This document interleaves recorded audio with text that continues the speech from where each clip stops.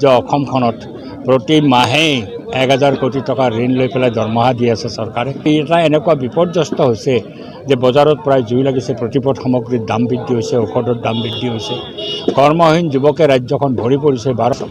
যে কংগ্ৰেছে আত্মত্যাগৰ মনোভাৱ লৈ, ছেক্ৰিফাইচ কৰাৰ মনোভাৱ লৈ যদি আহে তেতিয়াহ'লে বুজাবুজিটো হ'ব। আৰু যদি তেওঁলোকে মাতব্বৰী কৰিব খোজে, দাদাগিৰি কৰিব খোজে, তেতিয়াহ'লেতো কংগ্ৰেছৰ লগত বুজাবুজি নহ'ব, বিজেপি লাভৱান্বিত হ'ব। বিজেপিটো অৱস্থা হৈছে সাংঘাতিকভাৱে অৰ্থনৈতিক সংকট। আজি কেন্দ্ৰীয় চৰকাৰো নিজেই ঋণগ্ৰস্ত হৈ পৰিছে। 60% আজি তেওঁলোকৰ ঋণ 60% বৃদ্ধি হোৱাত আমাৰ বিত্তমন্ত্ৰীয়ে নিজে ক'ব লগা হৈছে এই ঋণৰ হেঁচাটো আমি 45% নমাই আনিব লাগে। আমাৰ ৰাজ্য অসমখনত প্ৰতি মাহে 1000 কোটি টকা ঋণ লৈ পেলাই দৰমহা দি আছে চৰকাৰে।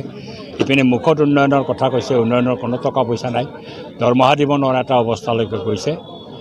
আৰু আনফালে অৰ্থনীতি এটা এনেকুৱা বিপৰ্যস্ত হৈছে যে বজাৰত প্ৰায় জুই লাগিছে, প্ৰতিপদ সামগ্ৰীৰ দাম বৃদ্ধি হৈছে, ঔষধৰ দাম বৃদ্ধি হৈছে, কৰ্মহীন যুৱকে ৰাজ্যখন ভৰি পৰিছে। 12,000 পোষ্টৰ কাৰণে 32,000 যুৱকে ইণ্টাৰভিউত বহিব লগা হৈছে। তাৰ মাজতো আমাৰ ৰাজ্য চৰকাৰ, বিশেষত মুখ্যমন্ত্ৰী হিমন্ত বিশ্ব শৰ্মাই প্ৰতিদিন প্ৰতিনিয়ত এটা সাম্প্ৰদায়িক বক্তব্যৰে মুছলমান বিৰোধী এটা জেহাদ তেওঁলোকে প্ৰকাশ কৰি পেলাই হিন্দু মোবিলাইজেশ্যনৰ কাৰণে চেষ্টা কৰি আছে। সমস্যা সমাধানৰ কাৰণে যোৱা নাই। বজাৰত যেতিয়া দাম বৃদ্ধি হয়, হিন্দুৰ কাৰণেও হয়, মুছলমানৰ কাৰণেও হয়। কৰ্মহীন যুৱক মুছলমানো আছে, হিন্দুও আছে। তাক সমাধান কৰাৰ ক্ষেত্ৰত তেওঁলোকে নিৰ্বিকাৰ থাকি পেলাই এটা সাম্প্ৰদায়িক বাতাবৰণ সৃষ্টি কৰি পেলাই ৰাজ্যখনক বিপদগ্ৰস্ত কৰিছে।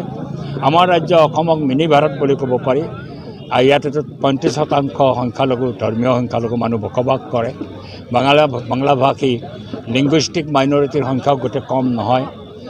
এনেকুৱা এখন ৰাজ্যত আজি সাম্প্ৰদায়িক সম্প্ৰীতিৰ বিষয়টো খুব গুৰুত্বপূৰ্ণ বিষয়। এইবিলাক বিষয়ত আজি বিজেপি যি ধৰণৰ নাক্কাৰজনক এটা অৱস্থা গ্ৰহণ কৰি ৰাজ্যখনক বিপদগ্ৰস্ত কৰিছে, তাৰ বিৰুদ্ধে আমি জনমত সৃষ্টি কৰাৰ কাৰণে এই সমাৱেশ কৰিছোঁ। বিৰোধী ঐক্যবদ্ধ নহ'লে বিজেপিক পৰাজিত কৰাটো সম্ভৱ নহয়।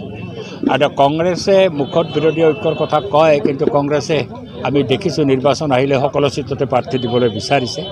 এইটো তেওঁলোকৰ ভুল সিদ্ধান্ত। আমি বাৰে বাৰে দোহাৰিছোঁ, এইটো কংগ্ৰেছে ভুল কৰিছে। য'তে কংগ্ৰেছে অলপ নমনীয় হৈ পেলাই বুজাবুজি কৰিছে, তাতে ছাকচেছটো আহিছে। আৰু আমাৰ ৰাজ্য অসমতো যোৱা লোকসভা নিৰ্বাচনত মই ক'লোঁ, মোৰ বক্তব্যতে কৈছোঁ, বিজেপিৰ দৰে পাৰ্টীয়ে 11টা চিটত নিৰ্বাচন খেলি 3টা চিট অগপ আৰু UPPLক দিছে। কিন্তু আমাৰ ৰাজ্যত কংগ্ৰেছে 13টা চিটত নিৰ্বাচন খেলি মাত্ৰ এটা চিট ডিব্ৰুগড়টো এৰি দিছিলে। তাৰ ফলত আমি বিজেপিক পৰাজিত কৰাৰ যিটো সুযোগ সৃষ্টি কৰিব পাৰিলোহেঁতেন, সেই সুযোগটো আমি সৃষ্টি কৰিব নোৱাৰিলোঁ। 3-4টা চিটত আমি নাহাৰিলোহেঁতেন যদি কংগ্ৰেছে বুজাবুজি কৰিলেহেঁতেন। এতিয়াও আমি কৈছোঁ কংগ্ৰেছক যে কংগ্ৰেছে আত্মত্যাগৰ মনোভাৱ লৈ, ছেক্ৰিফাইচ কৰাৰ মনোভাৱ লৈ যদি আহে তেতিয়াহ'লে বুজাবুজিটো হ'ব। আৰু যদি তেওঁলোকে মাতব্বৰী কৰিব খোজে, দাদাগিৰি কৰিব খোজে, তেতিয়াহ'লেতো কংগ্ৰেছৰ লগত বুজাবুজি নহ'ব, বিজেপি লাভৱান্বিত হ'ব, বিজেপিৰ চৰকাৰ হ'ব।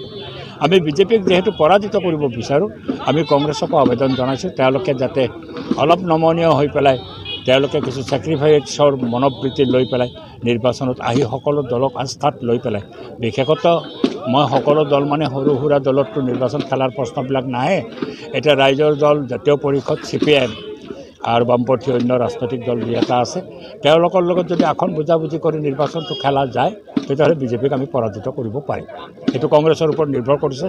কংগ্ৰেছে এই কথাটো উপলব্ধি কৰিব নে নাই, আমি উপলব্ধি কৰাৰ আবেদন জনাইছোঁ। যদি উপলব্ধি কৰে ভাল, নহ'লেতো আৰু আকৌ বিজেপি আহিব।